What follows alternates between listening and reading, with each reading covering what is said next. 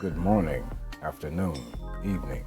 I'm your host, Ip Man, and this is another segment of What Matters, where we weave together the different inner workings of the mechanisms of our environment. Those inner workings have everything to do with some of our most fundamental needs as people: how we eat, sleep, waste, procreate, communicate, and travel. What we use to do these things, how we do these things, and how they are affected by those who control these things. Control as in how they provide us with the means to do them. Our segment will deal with authors. What is an author? The Oxford Dictionary online defines an author as a writer of a book, article, or document, someone who writes books as a profession, an originator of a plan or idea. As an example, a business owner is an author of an idea and creation of an entity that exists to provide goods or services for profit. A man or a woman is also an author. They are authors of a plan to establish a family in order to leave a legacy, something left or handed down by a predecessor by way of a lineage, direct descent from an ancestor, ancestry, or pedigree.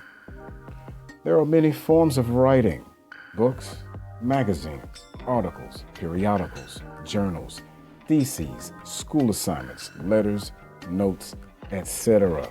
There are genres of writing. A genre is a style or category of art, music, or literature: expository, persuasive, technical, narrative, poetic, and descriptive. Several types of fiction and nonfiction. There are even sub-genres. There are those who are poets, journalists, general story writers, etc. We desire to weave the fundamental human needs in a narrative-style real-world presentation. Our focus is broad, but we will do our very best to bring it home. Many things don't become real to people until they hit home. We generally are not concerned with certain things until they enter into our own personal worlds. We're all connected, yet still unconnected based on certain events.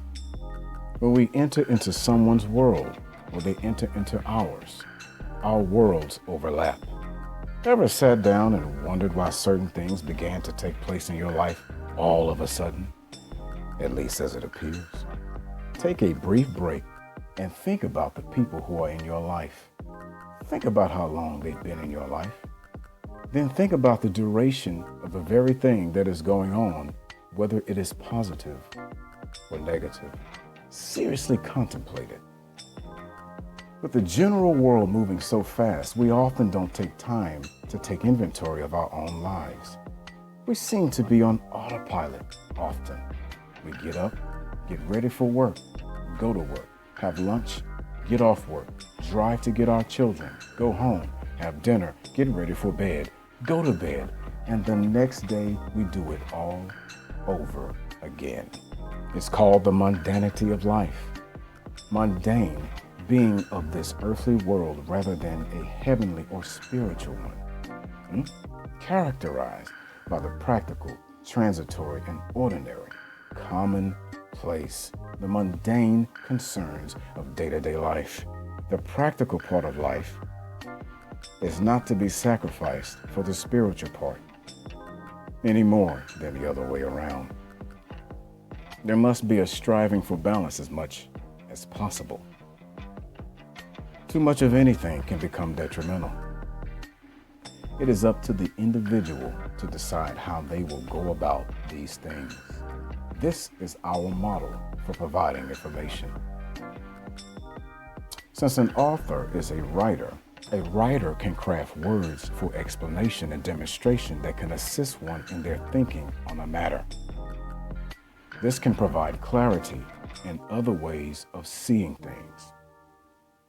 The more aware a person desires to become will determine how much more control that they can possibly garner in their lives. If we don't control our lives as much as possible, someone else is already doing so. Knowledge is important because it can provide you with the insight on the inner workings of things. Proper application of that knowledge comes by way of understanding what you have learned. Proper analysis is a mechanism of wisdom. Wisdom that can only be gained by diving into a world of knowledge and experience, whether that knowledge and experience is practical or spiritual. At times, these two overlap. They can even at times be one and the same. So we will continue to write and present to you what we have learned on our own and through others. It is our desire to inform you. Now you decide. Until next time, we'll see you on the flip side.